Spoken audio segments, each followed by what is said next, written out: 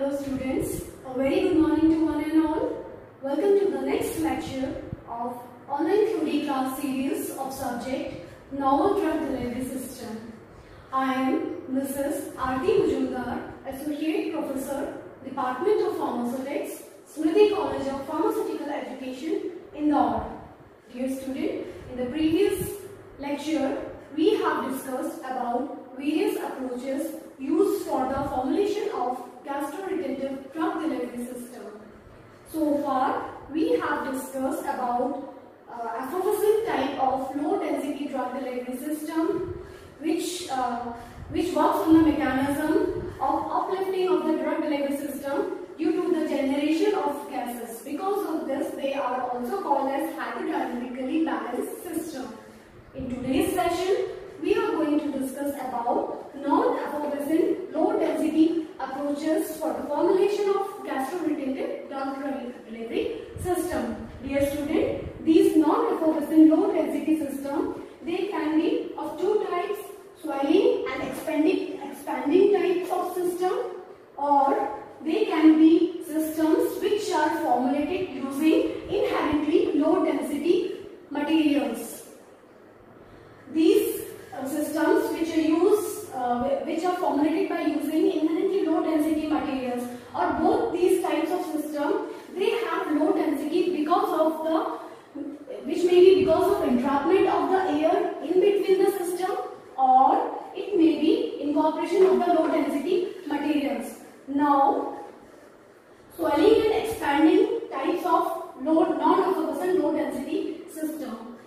Dear student, as the name indicates, here we are not incorporating effervescent materials such as citric acid or tartaric acid along with sodium bicarbonate. So there is no effervescent or gas produced in situ. But these swelling and expanding system, they utilizes various gel forming hydrocolloids, soluble hydrocolloids such as guar gum or natural polymers such as hydroxypropyl methylcellulose, or synthetic polymers such as polyethylene oxide and carbomers.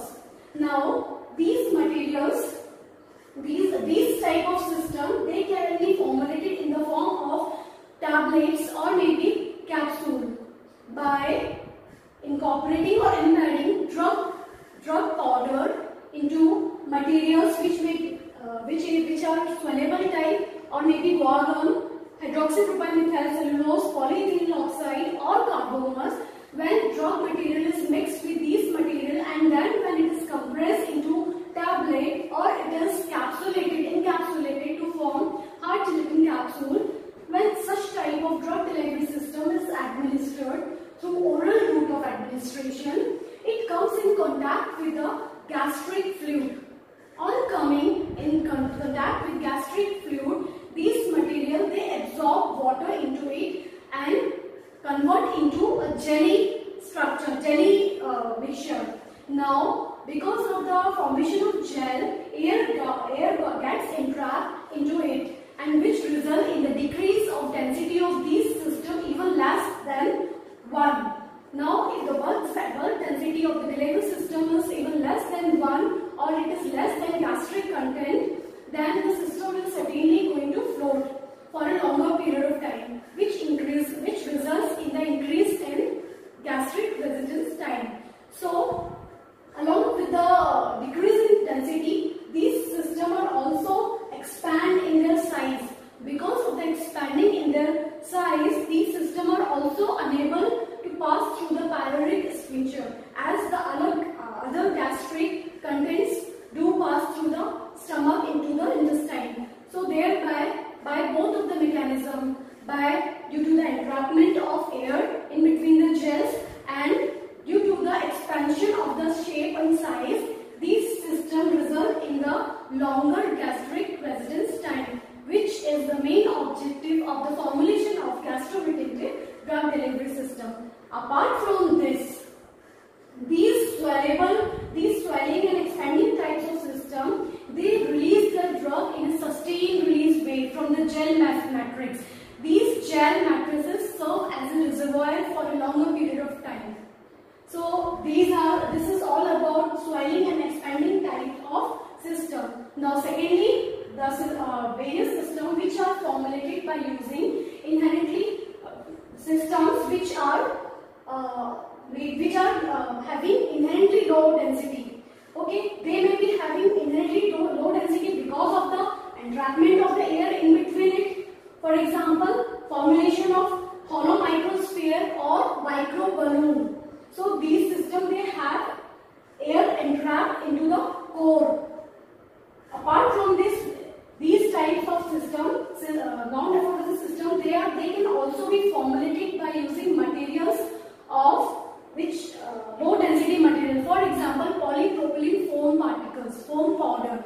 Okay, so first we discuss about the systems which have air entrapped into it. Okay, so main example I told you, it is formulation of hollow microsphere. Microspheres are controlled drug delivery system, spherical controlled drug delivery system, which are in the range of 1 micron to 1000 micron, that is 1 millimeter.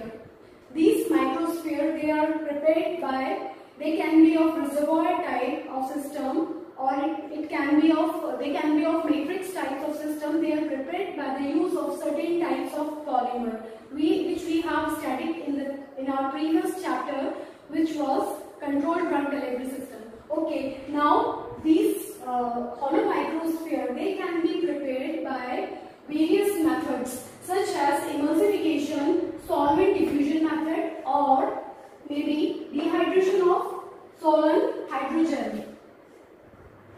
Now, emulsification, in this method, emulsification, solvent diffusion, what happens? Drug and polymer. Polymer is any polymer can be used, which may be natural polymer or many synthetic polymers like usually polymethyl tetravalent polymers. They are used for the controlled drug delivery systems. So the drug and the polymer, which are made to dissolve in methylene chloride and ethanol mixture. As polymer and drugs, they are first dissolved in methylene chloride and ethanol mixture. So this is the organic phase and uniform organic phase. Now this drug containing uniform organic phase is poured in a beaker containing aqueous phase under continuous stirring with the help of mechanical stirrer. Okay, when this organic phase is mixed into the aqueous phase containing polyphenol alcohol, which acts as a surfactant also, which results in the formation of oil in water emulsion. I think you may be getting it. When the organic phase is mixed with the aqueous phase under continuous agitation, under continuous stirring, this results in the formulation of oil in water emulsion, in which organic phase is present as dispersed phase and aqueous phase is the dispersion medium. Okay, now this after the formulation of this oil in water emulsion, what happens? Ethanol is a co-solvent. It has solubility in both organic phase as well as in aqueous phase.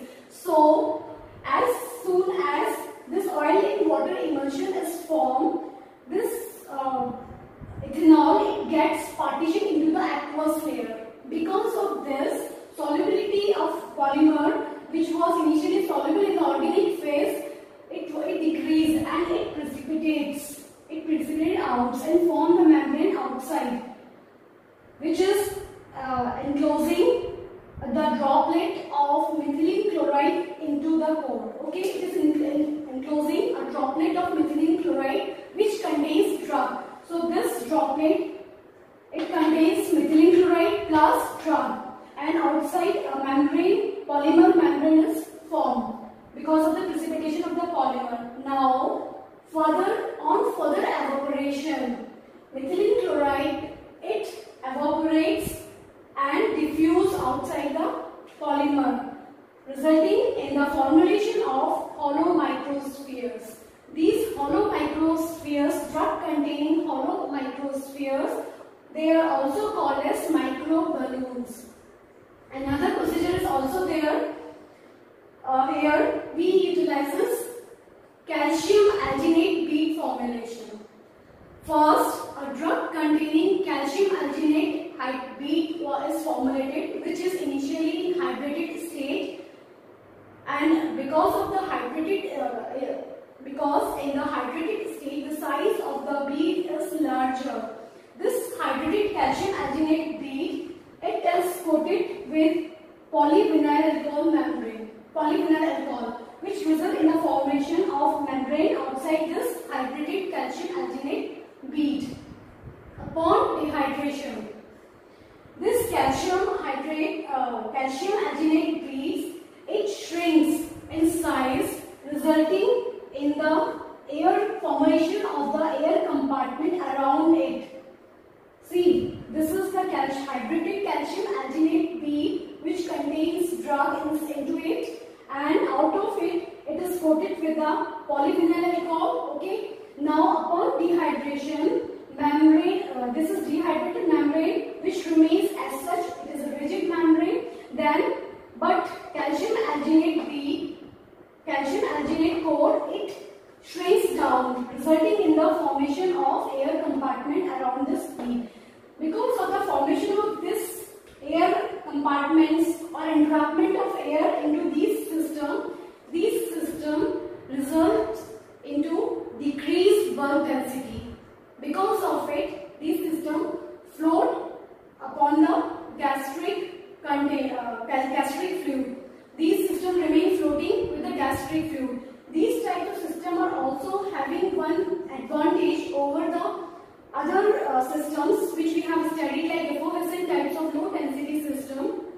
Because what happened in case of effervescent type of low density system, as long as the delivery system shows effervescence, as long as that effervescence persists, system floats only for that time. After the ceasing of effervescence, system starts settling down in the stomach, which may have limitation of premature gastric emptying, which unfulfill the objective of gastroretentive drug delivery system. So those type of limitations, they are overcome in the formulation of these non-effervescent low density type of drug delivery system.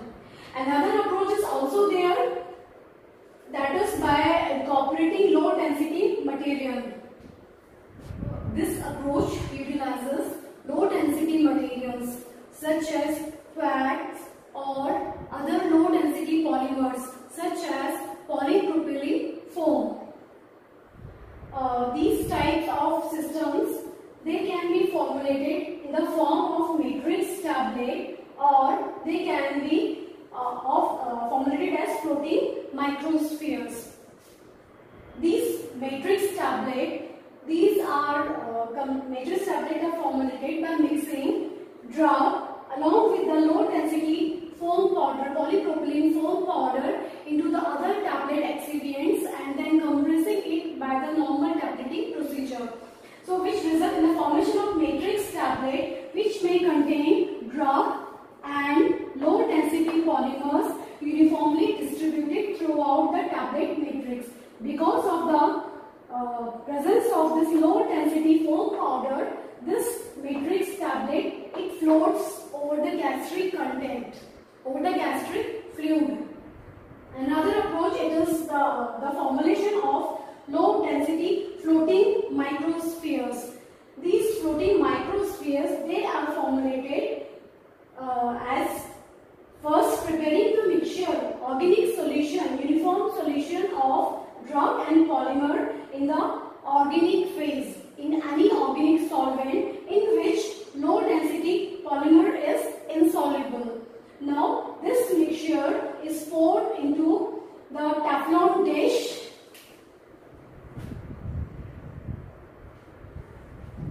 and made to soak and allowed for solvent evaporation, which result in the formulation of drug-loaded microspheres. the major limitations with the low density types of gastroretentive drug delivery system is that they require to administer a large amount of water along with the dosage form to provide medium to float, as these both effervescent type and non-effervescent type of low density drug delivery system, they are to be ingested with 3 or 4 glasses of water. So it is a main limitation with the low density drug delivery systems for gastric retention, which are formulated for gastric retention. Now, other pharmaceutical approaches which include high density systems, modified shape system, and bioadhesive and mucoadhesive system. In high density system, the main mechanism for gastric retention is the weight, is the heavy weight of the delivery system, so that the density of the drug delivery system is higher than that of the gastric content, which is 1.4 gram per ml. So various materials such as iron oxide, titanium dioxide, barium sulfate, these materials, they are incorporated, they are utilized to formulate these high density gastroretentive drug delivery system, so that because of the higher density, these systems settle down at the bottom of the stomach at the pyloric antrum, which is situated below the pyloric sphincter. So it resists the gastric emptying of the dosage, it resists the passing of that dosage form, particular dosage form, to the intestine, which increases the gastric residence time. These systems are formulated by utilization of these heavy materials, iron oxide, titanium dioxide, upon which the drug is coated, and then it is further coated with the any controlled release polymer.